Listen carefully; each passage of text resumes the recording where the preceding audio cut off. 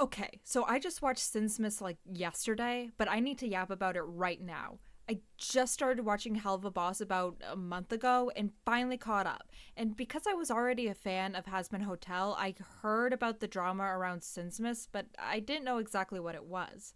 I was nervous starting it because I remembered everyone saying it sucked or it was awful, but I couldn't have been more confused because, in my opinion, it was beautiful.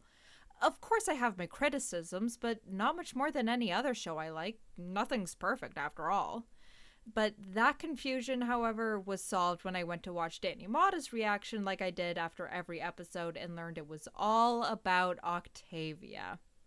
I'll say this, the show does have a massive misogyny problem, with the female characters rarely, if ever, having a backstory or personality as detailed as the male characters.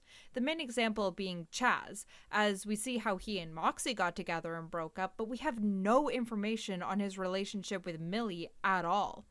Octavia's only in a handful of episodes, and we don't really know much about her aside from the fact that she likes music and the stars and is scared of losing her father. But that will not stop me from defending her today.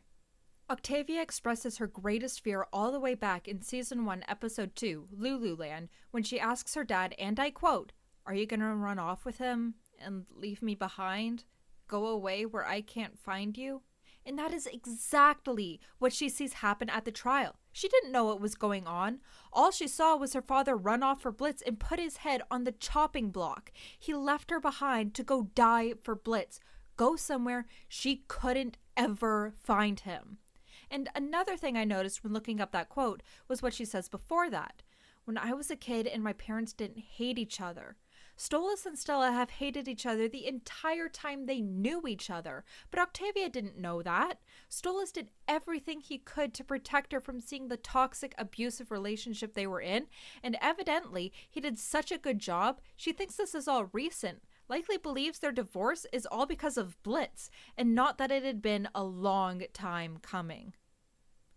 The two main things about Octavia is that one, she doesn't have the full story. I don't think she even has a quarter of the story. She doesn't even know that Stolas is gay.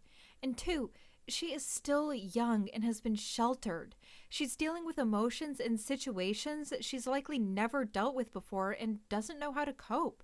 And she clearly doesn't have a good grasp on mental health based on her thoughts about Stolas' antidepressants. She immediately jumps to looking for a reason why Stolas is depressed, and her insecurities tell her it's because of her. Because she doesn't know depression isn't that simple. Again, it's a situation she's likely facing for the very first time. Octavia is scared and trying to push people away before they can hurt her. She clearly doesn't hate her dad, far from it. She lit up when he tried to call, went out of her way to return his antidepressants to him, and protected him from Andrilphus, but she's scared of being lied to again. He ignored her wishes at the circus, he forgot all about the meteor shower, and now he just laid down his life for some guy he just got to know a few months ago and didn't give so much as a goodbye to her. This is by no means to say that Stolas was a terrible father.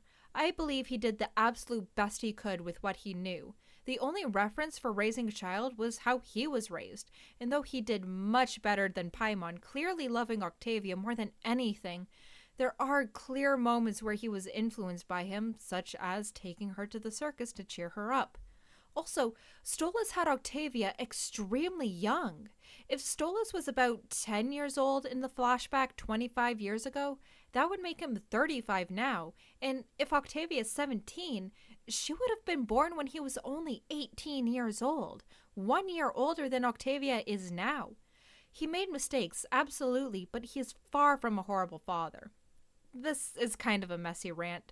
I wrote the script in like an hour. I just wanted to yap a little bit.